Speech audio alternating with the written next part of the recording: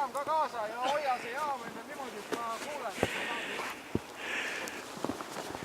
Mõlemale? Jah, me teeme pätti. Kalle ja...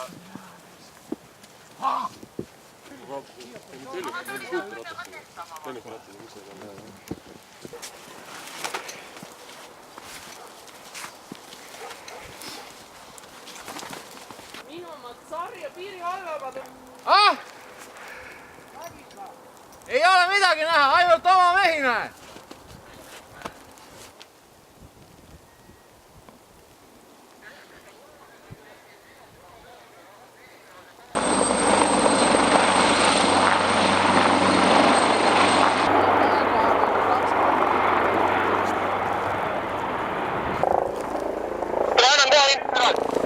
Viiakse kuhugi või tahavad nad Haapsalu kiirabi juurde tulla. Nad sõitsid siit üle meie, Lagendiku kiirabi on siin, põhimõtteliselt saab siia Lagendiku peale maanduda. Kopter leidis kannatanud ja hakatakse kannatanud kopteri peale panema.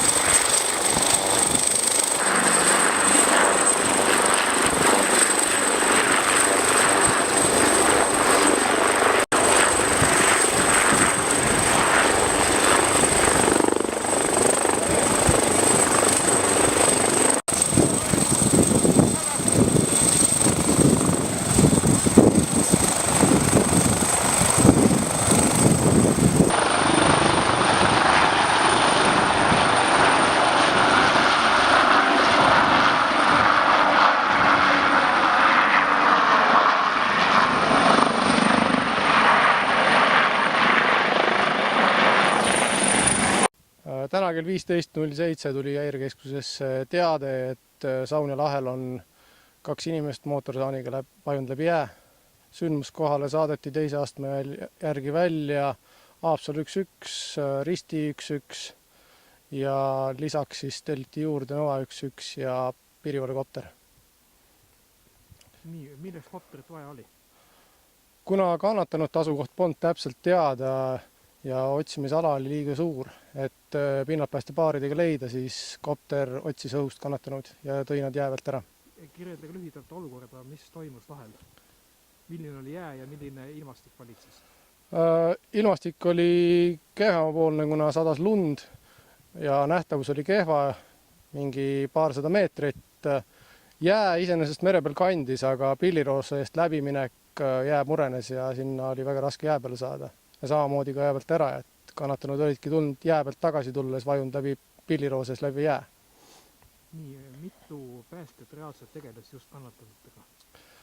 Antud sündmuse puhul oli jää peal 2 pinnaltpäästepaari ja samuti liikus 1 päästjate paar kalda pealt, kes otsis kannatanud, kuna tuli info, et nad olid kaldast paarisaja meetri kaugusel. Ja siis samuti piirivalvekopter otsis neid. Mida lisada veel? Et kannatanute seisukord oli kehva, kuna nad olid päris pikalt vee sees olnud ja vajasid kiirabiabi ja haiglasse transporti. Nii, tutvust ennast, kes oled? Janek Hiiemäe, Haapsalu operatiivkorrapidaja.